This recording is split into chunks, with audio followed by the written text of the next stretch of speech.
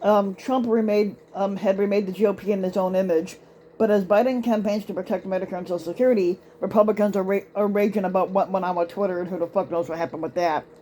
Um, as they prepared to take control of the lower chamber of Congress, there was an extensive hype about how Republicans plan to abuse their new House majority with fake investigations meant mainly to generate the right-wing propaganda. Now, certainly in the past, the M, the the imprimatur of congressional hearings elevated Republican lies and conspiracy theories into the mainstream, like turning nonsense stories like Benghazi into headline grabbers that look very much like scandals, especially to those that are not paying super close attention like Republicans are.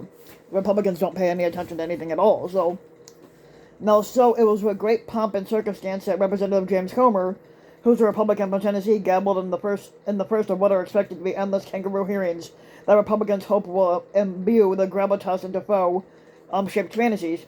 The subject of Wednesday's House Oversight Committee hearing, the horrific assault on the GOP's God-given right to look at Hunter Biden's cock pictures on Twitter. Yep, and the taxpayer resources were going into an investigation into this right-wing narrative accusing Twitter of malfeasance because of Joe Biden's campaign, and they asked the social media platform not to publicize private photos stolen from the laptop of a private citizen. Now, already, the justification for the outrage was on shaky ground, especially as there's no evidence that the government was involved in the slightest. Now, also, Twitter didn't actually do much to curb the revenge porn featuring a candidate's grown son. But soon, things flew off the rails even more. One of the subpoenaed Twitter executives testified that Donald Trump tried to pressure the company into censoring a tweet by model Chrissy Teigen, in which she called him a pussy-ass bitch. But unlike Biden, Trump was actually president at the time, or squatter at the time, and was trying to use government power to suppress speech critical of a politician, and making the attempt exponentially more of a First Amendment concern than anything regarding Hunter Biden's dick pics. Now the story swiftly eclipsed the faux scandal that Republicans were trying to generate in the press coverage.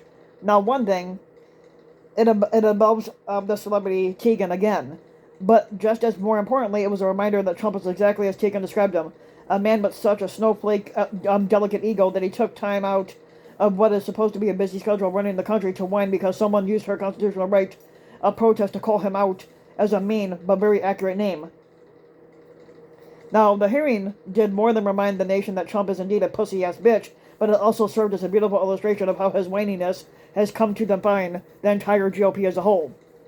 There's often talk about how Trump remade the Republican Party in his own image. Now, as Wednesday's hearing showed, one way he did this was by turning the party into a collection of crybaby bitches who, like Trump, are far more interested in bolstering their own ego than petty concerns like serving constituents or understanding the rule of law. Now, did either of you approve the shadow banning of my account? And this is what Representative Lauren Boebert, a Republican from Colorado, yelled at the Twitter executives on Wednesday. They tried to deny it. That's what she claims. As there is, basically, she went on to say, they tried to deny it, as there is absolutely no evidence that Boebert, who has over 2 million sycophants on Twitter, is banned or shadow banned or anything like this. But there was no getting a word edgewise in with her, as she insistently raved about how she just knew that her tweets were being secretly suppressed, presumably because they didn't get as many likes and retweets as she wanted. Now, Boebert did laughingly try to frame her line of questioning as anger for the millions of Americans who were silenced, who also do not exist. But there's no way to watch her performance as anything but egocentrism. As with Trump's tantrum over Teigen's truth-telling tweet, Boebert clearly sees her political power mainly as a tool to boost her ego and her profile. Now, Representative Marjorie Taylor Greene from Georgia also spent her hearing time focused on the only subject that truly interests her, herself. Holding up a placard with a screenshot of her account suspension message, Greene belly ached about being canceled and even went as far as suggesting that one of Twitter's executives had sexualized children, which there was no proof of. And like her fake idol Trump, calling someone a pedophile has just become a standard way to slur someone whose real sin is failing to worship Greene as much as she worships herself. As a reminder, Trader Greene was initially suspended from Twitter for spreading lies about COVID-19, even though its obvious lies are leading people to forgo life-saving medical care, but she doesn't give a shit who dies as long as she gets more Twitter followers. Now, on Thursday, the first hearing of the new committee called Weaponization of the Federal Government which Republicans mean as an accusation but is in reality a confession, was more of the same. Representative Scott Perry, from a Republican from Pennsylvania, had grumbled that it was unfair that he couldn't use his congressional powers to shut down the Justice Department investigation into his alleged seditious activities. Now, during the hearing, former Democrat and current shill Tulsi Gabbard droned on about how those who challenge the so-called truth get things like Russian asset, white supremacist, bigot, racist, sexist, extremist, and traitor. In other words, she asserted not just a right to spread conspiracy theories, but a right to do so without being criticized for it. Now, needless to say, the only way to enforce this criticism-free bubble Republican leadership would like to live in it would be to repeal the First Amendment, and it's far from being a free speech champion. Tulsi Gabbard's lashing out as free speech, just like Trump lashed out at Keegan, and her griping was so tedious that even Republicans in the committee struggled to feign any concern. Now, the question isn't why the hearing backfired. The question is why Republicans didn't see this coming. Steve Bannon of MSNBC asked. The answer: they really think everyone else cares as much about their baseless grudges as they do, and that's what narcissism does to the human brain. Now, Republican narcissism is off-putting to most people, but it does resonate in the maggot base, where self-pity over truly dumb stuff is the norm. Now, while most journalists this week were focused on issues like the war in Ukraine, the continued economic recovery, or the State of the Union address, much of right-wing media turned their attention to what really matters to them and their readers, how much they were annoyed that you can't just throw around racial slurs without people thinking that you're gross.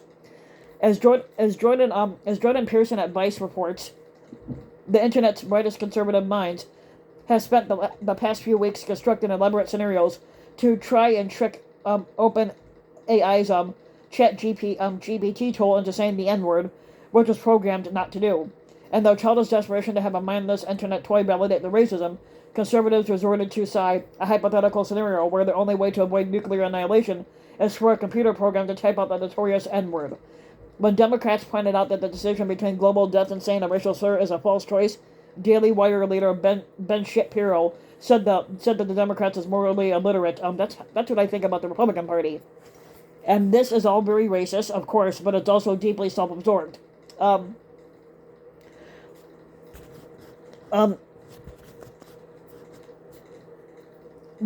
conservatives are equating the minimal expectations of basic manners with experiencing a global Holocaust. Their egos are so fragile, it's a wonder that they can barely function at all. But how do such people handle living in the world with others? Do they melt down when asked to wait in line at the coffee shop? Do they lose their minds if someone else on the bus has the seat that they wanted? Do they go into hysterics if someone shushes them in a theater? The answers are probably 100% fucking yes. Sharing is why they don't take the bus, and 100%. Trump was installed as a squatter in 2016 because, as hard as this may be to remember, he did occasionally manage to suppress his massive ego in favor of talking about how he planned to be a fighter for others, which he was the exact opposite. But since then, of course, his already overwhelming vanity has completely colonized his mind. Trump's public communications through his broad social site are focused on two themes: how he is better than everyone else, which he isn't, and the great injustice that is the rest of the world failing to acknowledge his super genius, which he's not, because Trump's a fucking idiot. Trump's favorite catchphrase is, "I'm a victim," which he isn't. Now, Biden, meanwhile, has focused his messaging this month on two efforts: to protect Social Security and Medicare. His public events are particularly focused on the needs and aspirations of Americans, not named Joe Biden. He talks about jobs and infrastructure and protecting democracy and healthcare access. Even as the media chatter rises about his age and whether it's wise for him to run again in 2024, but he's refrained from complaining, much less screeching that it's unfair or that he's a victim. None of which is to say that Biden is some kind of exemplar of humility. He's a politician and therefore comes equipped with an outsized ego. He remembers the basic world politics that Republicans seem to have forgotten. Voters don't give a shit about you. All they care about are the issues and how politicians' choices affect their lives, and not about whether their leaders have more social media clout. The faux audience may have a bottomless appetite for this non-stop whining. Everyone else, however, got sick of it with Trump, and they won't like it any better coming from his fucking pathetic minions. Now, if you like the video, you can give the video a like and subscribe to my channel, RBW King. You can also hit the notification bell so you'll be notified when a new video comes out. Also, if you want to support my work even further, you can donate to my Patreon link, which you can find in the About section of YouTube. And for just a little as a few bucks a video, your donation can help go a long way. And also, leave a comment, let me know what you think. And thanks for listening.